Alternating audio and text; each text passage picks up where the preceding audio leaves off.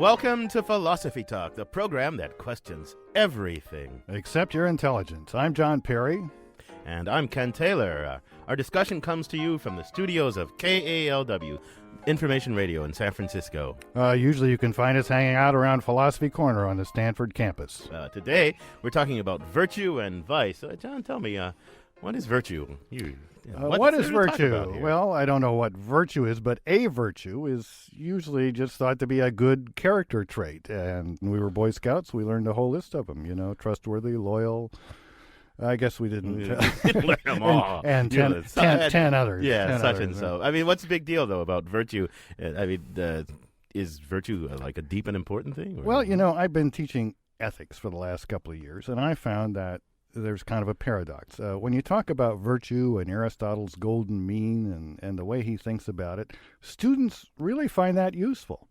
But contemporary ethical discussion usually is either interested in consequences, what's the results of what I'm going to do, utilitarianism, right, or rules, Kantianism, or something like that. Yeah. So is there a virtue ethics? How does it fit in? There is a virtue ethics. I mean, it started a long time ago with Socrates, Plato, Aristotle, all those guys. The entire ancient history of ethics, the entire history of ethics in the Western world is largely concerned with virtue, and it's a new thing, But it's coming back. I mean, there's all these people called virtue ethics.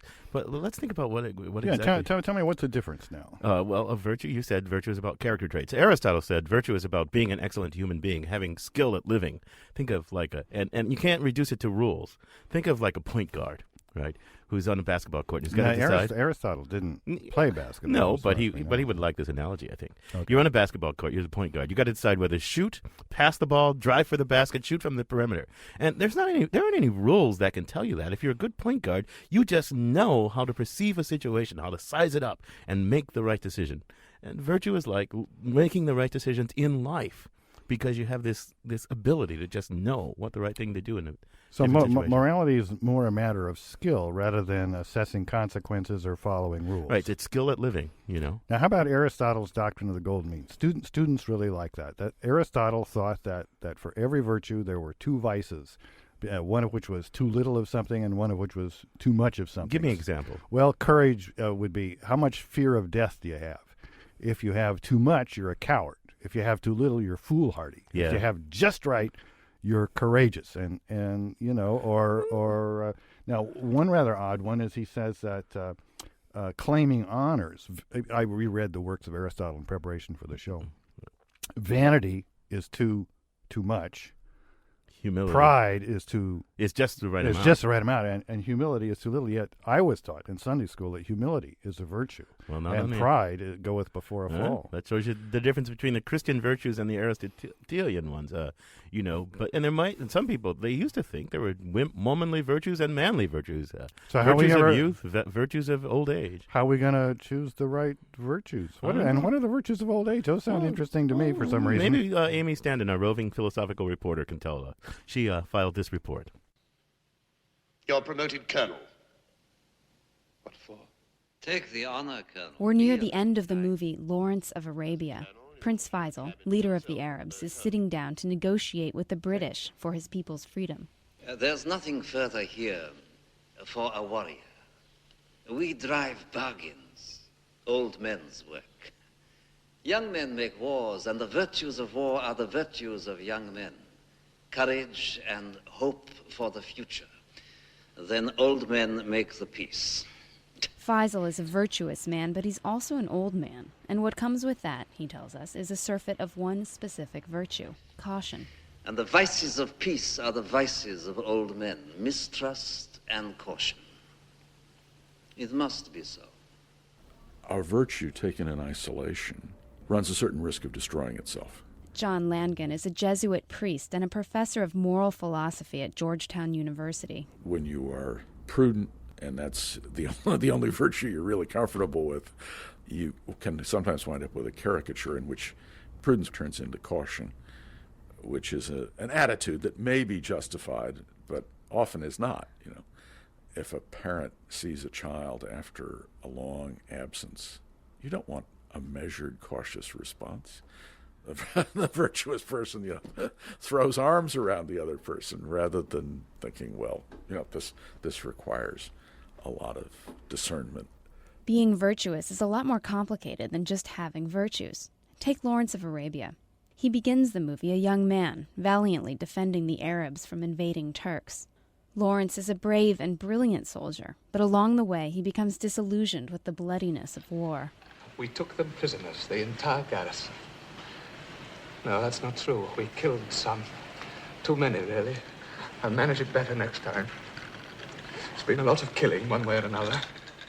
Which brings up an interesting point. It may be virtuous to be brave, but does it matter which side you're on? Say the Americans who landed on the beaches at Normandy showed courage. What do you think the Germans who were on the other side of that showed?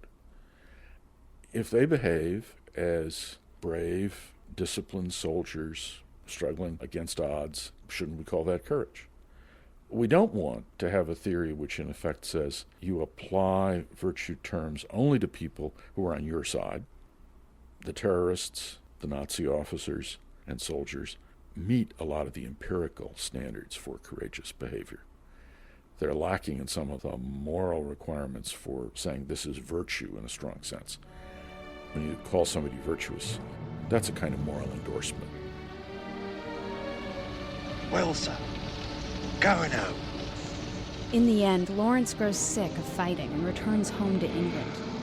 You could say he's become an old man at last. He's run out of one virtue, courage, and developed too much of another, caution, to keep up the fight. For Philosophy Talk, this is Amy Standen.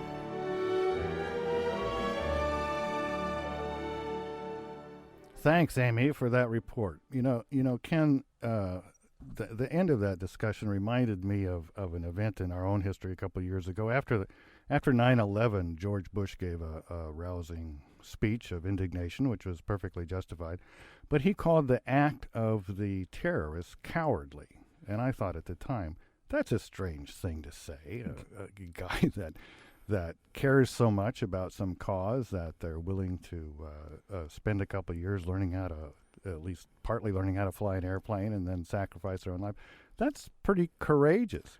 But that suggests that, how far does virtue get us with questions of right and wrong? I mean, if they're courageous, but surely they were wrong and what they did was evil. Maybe the courage was applied in the wrong situation, to the wrong context. Because Aristotle says you have to, you're like the point guard again. You're in a situation, you have to know what to do in that. Maybe the wrong thing to do was apply that lack of fear in that situation. But, we should ask our guest to help us with this, because she's an expert on these things, and we won't muddle through on our own. Our guest today is Julia Driver. She's a professor of philosophy from Dartmouth University.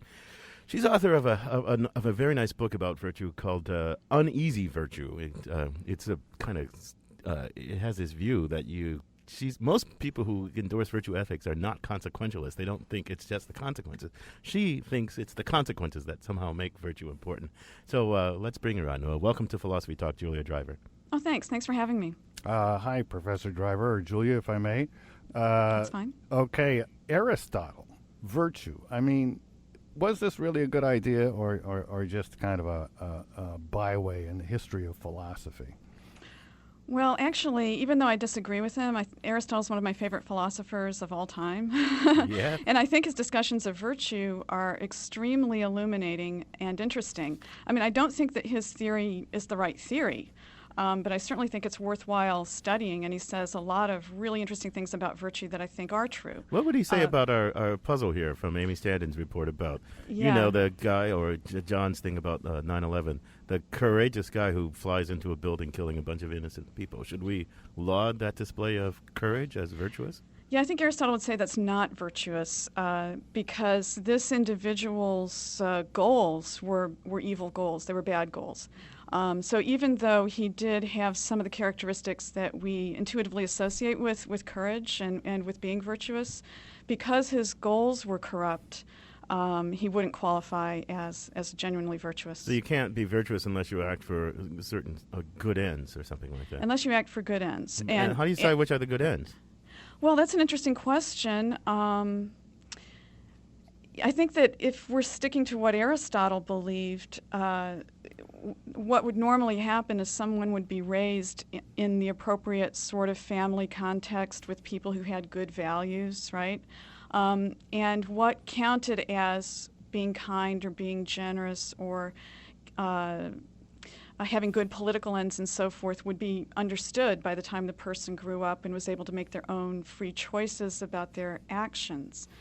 On my own view, I think that a person may be performing actions that achieve good ends, although they may not themselves be in a position to recognize that. But Aristotle would not endorse that view. Wait a minute. So you think a person may be... So Aristotle would say you can't be virtuous unless you act for good ends. You'd say, and you have to recognize that they are good ends, I guess, right? You can't just accidentally you can't be bring about a acting, good... Exactly. You can't be acting in ignorance on Aristotle's view, basically. Let's just bring this a little down to earth. By Okay. ends is a fancy philosophy word for goals, right? Goals, right, yeah. Okay, so the terrorist end was to, I don't know, bring down the American civilization or at least get the Americans out of Saudi Arabia. Right. That's their goal. Right, yeah. That's what they intended to accomplish. Yeah. Well, let's just say get the American troops out of Saudi Arabia. That's not necessarily such a bad goal, I wouldn't think. I mean, I don't know, it's evil, but so where did their mistake come in? They were courageous in pursuit of a reasonably acceptable end. But they also had these goals that were necessary for accomplishing that, right? So, for example, they knew that when they crashed those airplanes into the World Trade Center, presumably they were killing lots of innocent people. Yeah. So this sounds to me like there's a room for a moral rule, though, which the virtue ethicists say are sort of secondary or can't be had. Don't kill innocent people. That's a rule. Sounds to me like maybe there's room for a little consequentialism here. I mean, Oh, notice sure, that the effect yeah. of your act is going to kill thousands of innocent people. And that's what makes it wrong. Yeah. Well, where do you come down, Julia? Oh, I definitely think it was wrong. Well, that's good. And yeah, and my rationale is consequentialist. I mean, I have a different account of the virtues than Aristotle. I think that virtue is a character trait which systematically leads to good consequences. Yeah. A character trait. So Right. that's an abiding fact about your character, like trustworthiness or truth-telling, right? Right. And good consequences. Now, who decides what's a good consequence on your Well, view? that's a good question, but I'm actually kind of neutral on that. The consequential, I mean, with consequentialist theories, you generally have two parts. There's what's controversial about my view is that I think that that's all there is to virtue, is this production. Yeah, exactly. How can you believe that? You're kind of a virtue utilitarianism, a rule utilitarianism in philosophy. Someone says we should follow the rules, but the rules we should follow are the ones with the best consequences. Exactly. And you're saying we should be virtuous, but the virtues we should have are the ones with the best consequences. Exactly. Sounds good to me. Yeah. And I happen to think that people can have these traits which achieve these good consequences or bring about these good consequences, although they're not aware of the ways in which their actions actually do bring about the good consequences. So here's an example. It's actually something that you guys brought up. The example of whether humility or modesty would count as a virtue. Okay. And on Aristotle's view, it's not a virtue because if a person is sort of overstating how good they are in some way, right? Like, philosopher X says, I'm the greatest philosopher of, the 20th century or something like that, or the 21st century. I think I know that guy. I know him too, but I'm not going to mention any names. Yeah. Hey, Julia, I'm gonna let you finish that thought after the break. Okay, sure. Okay, you're listening to Philosophy Talk. We're talking with Professor Julia Driver of Dartmouth College about virtue. She thinks that it's the consequences that matter, and character matters only relative to consequences. What do you think? Join our discussion. Call us at 415-841-4134 or go to our website, www.philosophytalk.org, and send us a comment. And while you're on that webpage, look around at all the other cool stuff we have up there. Philosophy Talk will be right back.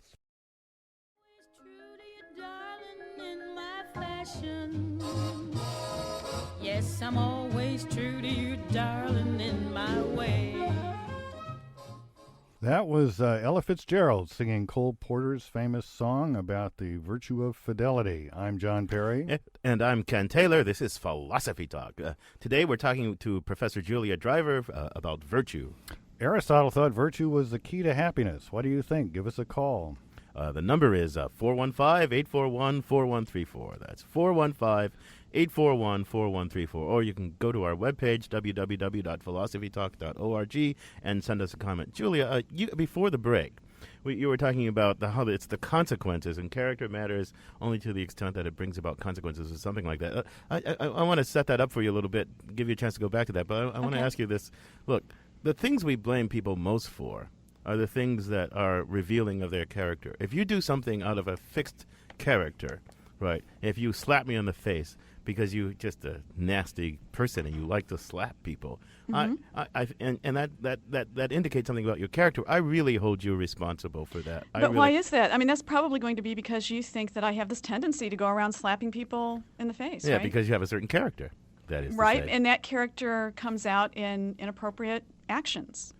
That's true. That's Right, true. But, you know, mean, it's not the action person. Because if you slap me on the face accidentally, right? I mean, it's the same action. You slap me on the in some sense. It's the same physical happening.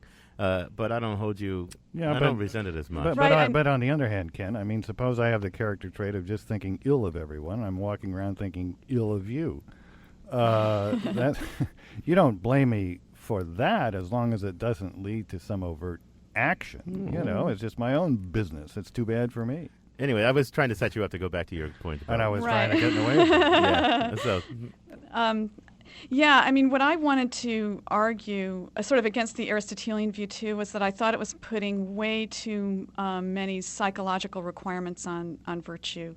So in his view, for example, if somebody's modest, either they're lying to you, right? They're saying, look, I'm not really that great, or my book isn't really that great, when they think that it is. Or they're making a mistake, right? They're underestimating how good they are in some respect. What? And so in his view, neither of those can be virtues, right? Lying's not a virtue, is incompatible with virtue. Making an epistemic mistake like that is incompatible with virtue. And what I want to say is it's perfectly compatible with virtue as long as you can point to some benefit that modesty produces. And for me, it seems plausible to think that it helps in social interaction, because it's just not a good thing to have somebody going around saying how wonderful they are, even if they really are wonderful. So Julia, there's this debate between the Christians and the Aristotelians about pride and humility. The Christians think pride is a vice and humility is a virtue, and Aristotle vice versa. How does that come out on your view? I think that if what you mean by humility is the same as what I mean by modesty, then humility is like me, pride is like Ken, you know. Okay. Well, definitely it's a virtue. Yes, humility is a virtue. But that's strange, isn't it? Because for Aristotle, and for many virtue ethicists, the virtue is a kind of know-how, a kind of skill at living. So it requires knowledge. It requires this practical accurate wisdom, practical wisdom, phronesis, as he says. So, and that's kind of sizing up the situation and knowing what's required, or sizing up the people and knowing what's due to them. And all that. And your thing about modesty is when you don't know yourself. That's right. You got it. So how could that be? I mean, that has nothing to do with virtue. Maybe it has good social consequences, but what's that got to do with virtue? Let me just interject with a question for the two of you. I thought I heard something like phronesis, or were you just clearing your throat? Is that a word? That is a word. That's a Greek word. That's a Greek word, phronesis or phronesis. Yeah. Well, thanks. Now that I know it means it's a practical word. wisdom. Oh, okay. Practical wisdom, skill at living, Skill at living. Okay. Yeah. I can relate to that. Well, look, I mean, I personally think that there are a lot of problems with that. It's not just my views about virtue. I mean, I do think that modesty is a virtue. I find actually, like I said, I love Aristotle, so don't take this the wrong way or anything. Okay. But his discussion of this is kind of funny in some ways, right? I mean, because he thinks that, of course, it's good for you, if you're going to live a good life, to basically not hide your light under a bushel, to go about proudly, acknowledging your superiority, speaking in a deep voice, right? And so there's an extent to which I think, well, if what he's talking about is having a successful political career, then I agree with that. Yeah. But I just don't think that that's the right sort of account to give for moral virtue. and being the sort of person that other people really want to be around, right? Now, I don't mean to be endorsing, Hume's test for moral virtue, which I sometimes call the dinner party test. You got to explain that. You got to explain that to our yeah, audience. the dinner party test, and this is just kind of a joke, basically. But if this is a quality for which you would invite somebody over to dinner, then it's a moral virtue. Right, good company. The virtue is being good company. Right. Now, look, but I think you're right. I think to reject that as a characteristic for virtue. I still don't think. I think there's something deep in Aristotle, though. I wonder how you can accommodate it. Aristotle talks about virtue as a kind of skill at living well, doing, and not just for yourself, but for your circle, right? And depending on who you are, your circle, it can be your friends, it can be your citizens, right? Living well and doing well, and having a kind of inner skill at doing that. And that skill is a kind of know-how, a kind of practical knowledge. I don't see how you're not endorsing the dinner party test. Well, let me just interject here. I mean, consider the skill of riding a bicycle. That's a skill. Right, it's a skill. Consider wiggling your ears. Right, that's a skill. It's actually somewhat harder to learn than riding a bicycle. But one of them's socially useful, as Hume would say. Oh, I know. Or has good consequences. I mean, it sounds like a reasonable test to me. Oh yeah, but John and Julia, of course, Aristotle is not like Kant. Kant says there's nothing good. What is unqualifiedly good except the goodwill, and the consequences of that goodwill don't matter. They're completely irrelevant. The consequentialist says everything matters. The consequences only consequences that matter. Aristotle is the guy that's in between. Yes, right? He has a mixed view, right.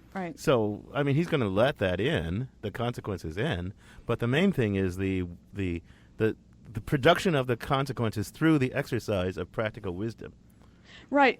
There's a really great article that was written by one of my thesis advisors, Jerry Schneewind, called "The Misfortunes of Virtue," and he raises a problem for the sort of view that you're seeing in Aristotle too, in a society in which is sort of a heterogeneous society. It doesn't look like Aristotle's view really is going to be that workable because, like you say, it involves this kind of correct perception view of virtue. The virtuous person sort of correctly perceives what's morally significant, just like the point guard, right? And acts accordingly. So what you have with non-virtuous people is a kind of lack of correct perception on this view, right? And so Jerry points out that what this means is that if you're arguing with somebody over something, right? You're sitting there talking about capital punishment or abortion or whatever, and they're disagreeing with you. On the Aristotelian view, you've got to think of them as vicious. Yeah. Right? Yeah, that follows. And because they're just not seeing it. That seems a little harsh. And that's that's Jerry's point, was that is just doesn't seem appropriate. I mean, for some disagreements it seems appropriate, but not for all disagreements where you simply think that your opponent isn't correctly perceiving something. Okay, right? Let's let our callers in here to ask the question whether when you have a disagreement with someone, is the person with whom you disagree vicious to your virtuousness? Give us a call. We're talking with Julia Driver of Dartmouth College. You can give us a call at 415-841-4134, and some people have done that. Joel in Sonoma's in the line. Welcome to Philosophy Talk, Joel. Hi. Let me start this way. My original question has kind of been eclipsed by your conversation. I've been trying to follow it. What I like about virtue ethics in the Aristotelian tradition is the notion that you can learn to be moral. That this is something teachable, and that you can acquire virtue by following good models and by practice. The notion of a virtue as an acquired character trait that's acquired through practice. So that seems plausible to you. Are you a teacher? That seems plausible. And what I think I understand about Professor Driver's theory is that the question of what makes this sort of practical wisdom moral is the one that she's trying to account for with her consequentialism. What I'm wondering about is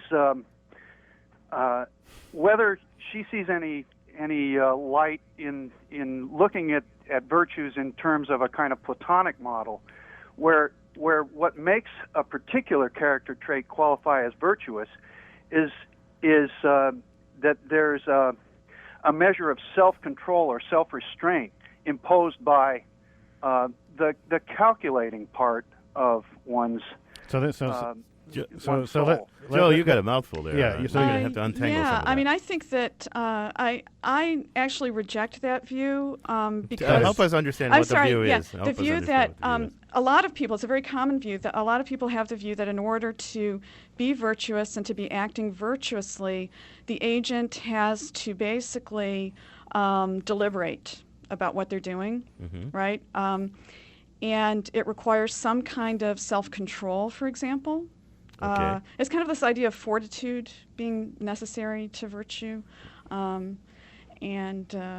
In fact, I think there was a view that God couldn't have virtue on this account because God didn't have anything to control. He didn't have anything to overcome. Yeah, he had no bad impulses or anything like that to control.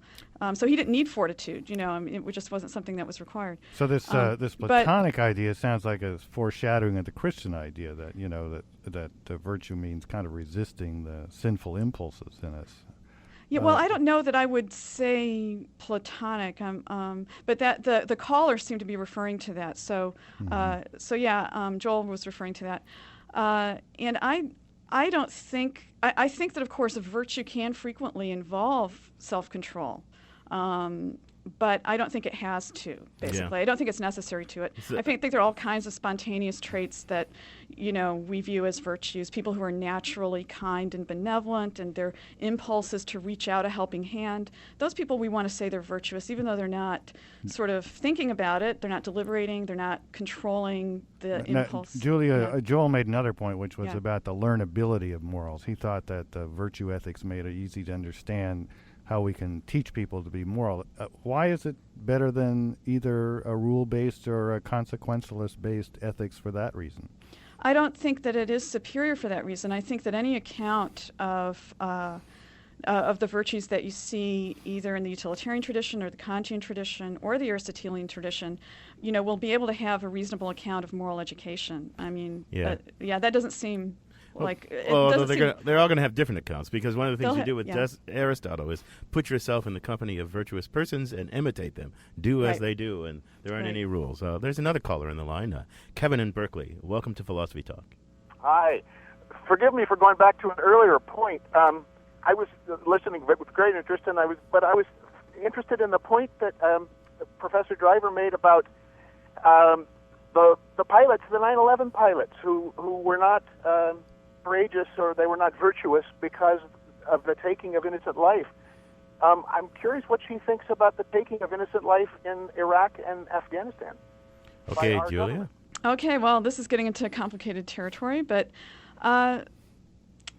if you're looking at it from a consequentialist perspective, the idea would be, could you justify the loss of innocent life that was, I presume, not intentionally inflicted in the case of the Iraq War? Now, I really don't know about that, but I'm presuming anyway that the public justification is that when we drop a bomb there and kill innocent people by accident, it is an accident. It's something that's completely not intended on the part of the people that are dropping those bombs. Whereas in the case of the terrorists, they knew that they were going to be killing innocent people. Those deaths were intended. Yeah, and there was no.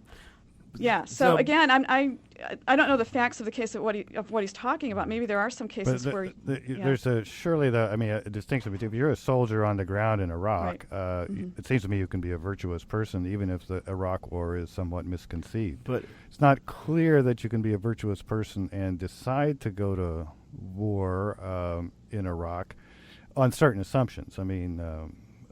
On the basis of flimsy evidence or something. We just we don't know all the facts, but if we kind of iron them out, it seems like Let's, we can have one war and some virtuous and some not so virtuous. No, yeah, I you think- can join our yeah. discussion by calling 415-841-4134. You can also go to our website, www.philosophytalk.org. Click on the comments button, and you can join our conversation online.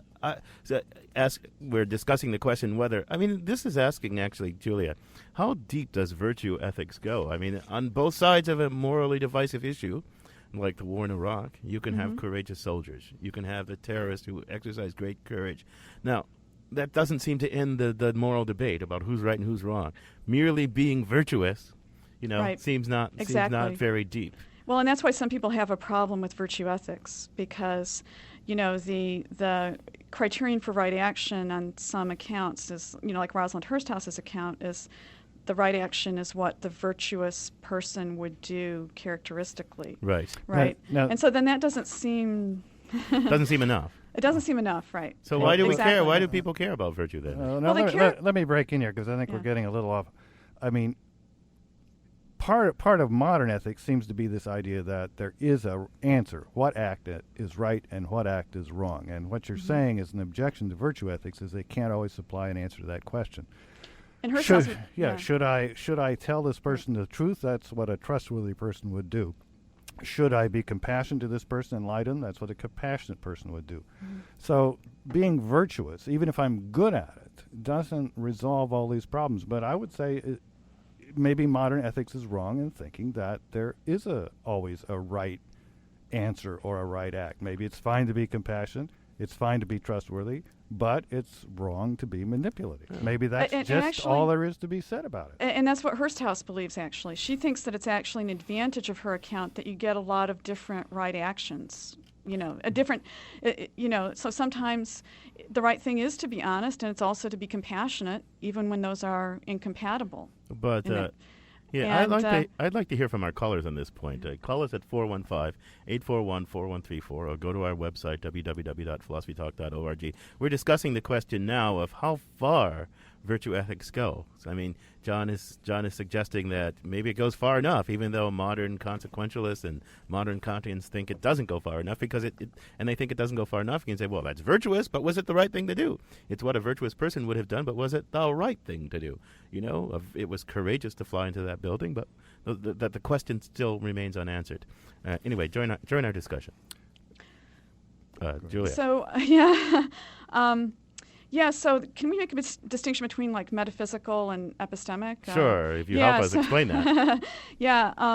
I think you can talk about sort of this metaphysical messiness as opposed to epistemic messiness, and even a utilitarian is going to agree that epistemically things are messy, right? That means it's hard to know. Epistemic. Yeah, it's hard to know. I'm sorry. Yeah, it's hard to know what to do. So sometimes you may come up with a range of 1 to 10 actions, all of which seem they could be right.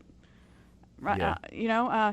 But you're right. The utilitarian is committed to metaphysically when there actually is one of those actions which is the right action, but you just may not be able to figure it out, and so you won't be blameworthy if you happen to pick the wrong one. Right. Our guest today is Professor Julia Driver of Dartmouth College. Join our discussion. The number is 415-841-4134. That's 415-841-4134. Or go to our webpage, www.philosophytalk.org. Click on the comment button and send us an online comment. Philosophy Talk will be right back.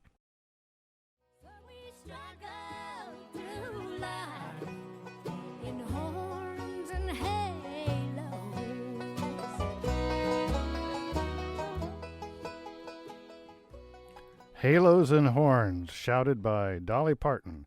I'm John Perry, and this is Philosophy Talk, the program that questions everything except your intelligence. I'm Ken Taylor. We're discussing the concept of virtue with Professor Julia Driver of Dartmouth College. You can join us by calling 415-841-4134. And Rose in Oakland on the line did just that. Rose, welcome to Philosophy Talk. Yeah, hi, thanks. Julia, I was interested in your consequences twist on this, particularly with the Iraq War thing. Okay, so if these killing civilians is accidental, well, if you look at the statistics of modern wars, most people who die are civilians. So far in Iraq, over 5,000 civilians, and they way outnumber the combatants. And so what would be your twist on that? Now the soldiers are thinking, well, we're defending America against an imminent threat, and now they go out there. Maybe they're not,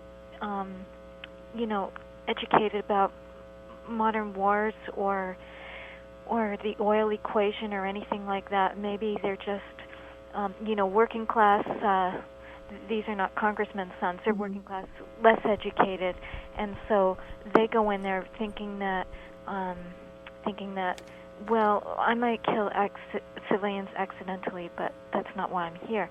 But then there's the consequences. So what is their virtue in this situation? And what is the president's virtue in this situation? and what is the Congress and Congress's virtue in this situation, being that they, didn't ask questions or... Thank you, Rose. Thank you. So, Julia, where does virtue lie in this mess that we've got ourselves into? Yeah. And how do we decide? Yeah, I don't know if I should comment on the president's virtue or lack of virtue, or a lot of it is going to depend on the truth or falsity of the empirical claims that are made. Are we really under an imminent threat? Let's define the problem, kind of as it's seen nowadays. Let's just say there were no weapons of mass destruction, but it's still claimed the war's a good thing because it toppled Saddam Hussein. So here we have 900 American kids dead, a number injured, and lots of Iraqis dead, but we've gotten rid of a dictator. Was it a virtuous act or not? That's simple for a philosopher to answer, isn't it, Julia? No, I don't think so. Is it going to lead to more people being saved in the end? Mm-hmm. Right? Or is it the case that things would have been better, even though they would have been unjust, but they would have been better in terms of human happiness if we hadn't done this? And that's an empirical question. See, you're thinking very much, as you are, like a consequentialist, which seems to me a reasonable way to think about problems like this. Not the only way, but a reasonable way. I don't see how thinking in terms of virtue helps us here. I mean, I know our topic is virtue. I hate to be skeptical. I just don't see that virtue does much work here. Well, I disagree. I think it would have done a great deal of work. I mean, the problem was thinking, in some kind of Christian save the world way, which was sort of consequentialist. But I think Bush has said, what would a reasonable person do here? What would a prudent person do here? What would a person who really was sensitive to what it's like to lose a son or a daughter or a parent? I think, what would a humble person do? I mean, for crying out loud, what we needed was a little virtue ethics and a little less neocon consequentialism and stuff like that. So he was marching under the banner. If I may wax philosophical for a second. But can I ask, what is the virtue doing there? I mean, look, suppose that you go with this definition of right action. That's what the virtuous person would do, what the sensitive, compassionate, caring person would do. That's really what I ought to do, or at least that's one thing that I ought to do. Well, what kind of information are you getting there about what you ought to do? Why is it that the compassionate person, I mean, it certainly can't just be that by definition, right, that that's the right thing to do. I mean, then you get the Euthyphro problem, right? I mean, you get this, and the compassionate person is picking up on certain reasons. Why don't those reasons then figure into what counts as You're right, Julia, but I think there's a retort. I mean, look, what did Aristotle say? How do you learn? You don't learn what the virtuous person does by some abstract theory about what the virtuous person would do. You go in the company of those people, and you do as they do. You practice, and you become that. So George Bush's problem was he wasn't in the company of good men long enough before we put him in this office. Well, I think America's problem is we elected somebody who was obviously not particularly good at much of anything, and there was no reason to think he'd be good at the kind of judgment that's required to be a virtuous president. Okay, VJ in Palo Alto, why don't you join us and get John off the hook here before the VJ, welcome to Philosophy Dot. Yeah. Hi. What's your comment or question? I had two comments. One is there was a question about how do you decide what is a virtuous action, and there I wanted to bring up this idea of telos, or the end of one's life, as the old Greeks talked about, including Aristotle, and the telos that Aristotle proposed was this idea of eudaimonia, which is both happiness and abundance for oneself and one's polis, as in one's community. And so that drives on deciding what's virtuous and what's not. It's not okay. That's one. The other point is why virtue as opposed to the utilitarian or the rule-based approach. The reason for that is to make virtuous action a habit or habitus, or to make it a disposition so that when the right time comes, you act in the correct way. Because typically there is no time for deliberating on what is the right action. Thanks for your call, Vijay. I'm going to take another caller. We'll run through a couple of callers here, and then we'll respond. Gene in Marin, welcome to Philosophy Talk. Hello. What's your comment or question? Well, I want to know if the topic of acrasia has been brought up. You got to explain yourself. Pardon? Explain what you mean by acrasia, G. Acrasia is whether you can actually work against your own best interests. In other words, can you knowingly do wrong, or can you actually knowingly do right even? So I wonder if that's been brought up in the discussion. It hasn't so far, but it's a good question. That was a question that came up for Aristotle and for Plato. How is it possible to have weakness of the will, to know that something is right or even best for you, and then not do it? But, that's kind of a theoretical question. You have to get into a lot of philosophical assumptions to see how it's a problem. For most of us, it's just part of life. Is there a connection there with virtue ethics, Julia? Well, sort of. There's a little bit of a connection because, in Aristotle's view, it's sometimes taken to be a difference between him and Kant, that on his view, somebody who sort of doesn't have their beliefs and their desires about what's right in sync, right? That person is not one who can fully possess virtue. Whereas on the Kantian view, that almost seems to be his paradigm, at least in some passages, where the person who really doesn't want to be nice to other people but sort of forces himself to be nice to other people is like a paradigm of virtue. It comes up a little bit in the debate along those lines. Julia, I want to shift gears here a little. We've talked a lot about virtue, but we haven't talked too much about the virtues. Now, you've spent a lot of time studying virtue and developing your account of virtue. What's the most important virtue? Is there a key virtue that all the rest follow from? If you're raising a child, what order of virtues would you attempt to instill? And are there some virtues or things that are thought to be virtues that you've come across and become very skeptical about whether they're virtues or not? And finally, Aristotle thought there were womanly virtues and manly virtues. Is that just political incorrectness, or was it a classical insight? Well, I mean, in Aristotle's hands, it was political incorrectness. Because the womanly virtues were imperfect virtues, right? Because women were not rationally, capable of having, true virtue. But are there gender-specific virtues? There aren't any that I can think of, but I wouldn't rule it out totally. I mean, on my account, it really turns out to be an empirical issue. And because it's a matter of consequences, right? Yeah, and so it leads me to another one of your questions. I mean, it did used to be the case that people thought that women, like the virtue of chastity, even though it was important for everybody, was particularly important for women. It was kind of a differential virtue, Right. Mm-hmm. And that I think people have pretty much given up on. And I think it is because, and here I'm going to plug my own view, it is because, they don't see the consequences of that trait the same way that people did, hundreds of years ago. So you're not saying that it's become a virtue for everyone, but it's not so much a virtue for anyone. Right. I mean, it could still be generally a virtue. It's just not a differential virtue. Okay. It doesn't, nothing. It's not more of a virtue for women than it is for men. Mm-hmm. Right. Well, Julia, we have lots of unanswered questions, and we could continue this conversation for another hour. Unfortunately, we don't have another hour, we're out of time. But it's been a real pleasure having you. Thanks. I'm Ken Taylor. We've been talking with Julia Driver from Dartmouth College about virtue. Thanks very much, Julia. Oh, thank you. So, John, what do you think? What did you learn today? Are you wise? Have you given up some of your? I don't think I've become more or less virtuous, but like whenever we discuss issues in ethics and morals, I'm always impressed by what a welter of facts there are to take care of. Now our guest Julia Driver developed a very interesting account of virtue ethics in terms of consequentialism. Was it pretty unusual? It's pretty unusual. You didn't find it too plausible, I didn't think, just from the tenor of your but questions. There's something you said that made me really think, and I'm not really sure what I think about that. I mean, you said, well, maybe it's just true. I mean, the consequentialist Kantian complaint against virtue ethics is, what the virtuous person would do.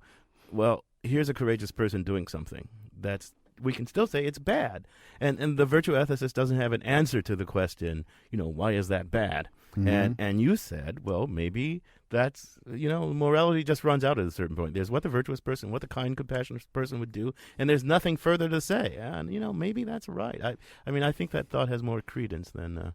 Well, it's good to be responsible for making you think. That's what the show is all about. The other thing I think I learn every time we talk about ethics is that there are these interesting theories. There's the consequentialist theory, figure out the consequences for good or bad. The Kantian type theories, what rule is your intention based on? Now there's the virtue theories. They're all interesting theories in terms of explaining things, but I don't think they get very far in telling us what's right in the first place. I mean, if we don't really kind of know what's right, so we can test the theories against our intuitions, we're lost. Well, but yeah, that goes with it. With the virtue theory, though, that goes with the territory, because you can't spell it out in a rule book. You can't spell it out in here is all the right action. What you have to do is be like that point guard and know how to respond appropriately to the situation. You know what that takes? Practice. Living. Well, we've got somebody who's very practiced at giving us an overview of complicated philosophical ideas.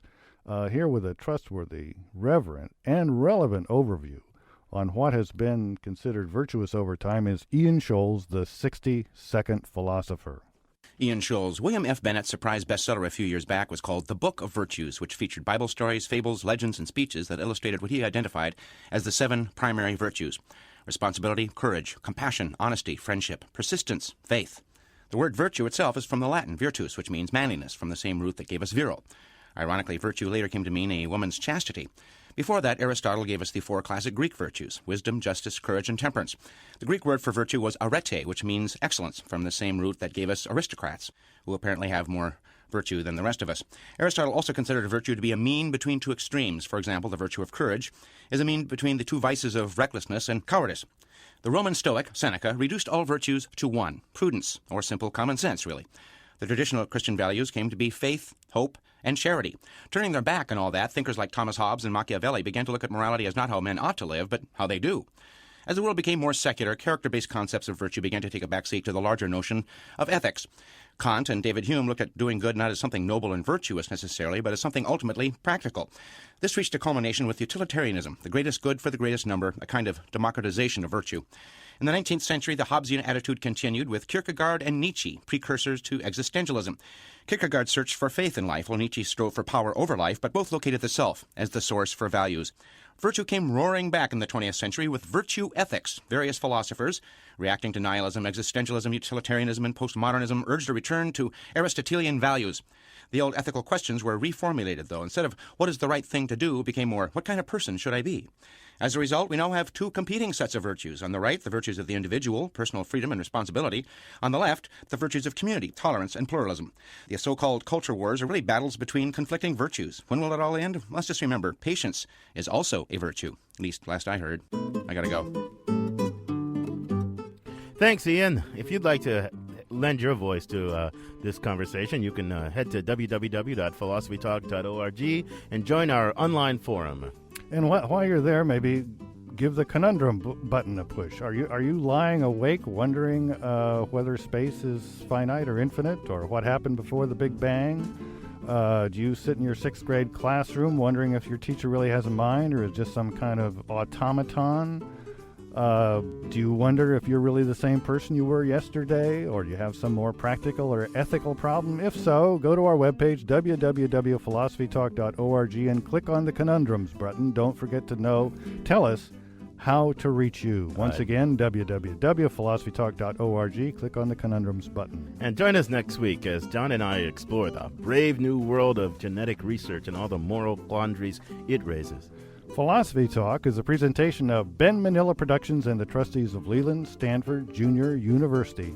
Its copyright is 2004. Our executive producer is the one and only Gordon Earl. Special thanks to Nicole Sawaya, Roman Mars, and Alan Farley. Generous support for Philosophy Talk comes from the Hoover Institution, the Greenwald Foundation, the Pacific Division of the American Philosophical Association. How about the other divisions, Ken? Any generous support from them? Well, let's not talk about that, Okay. John.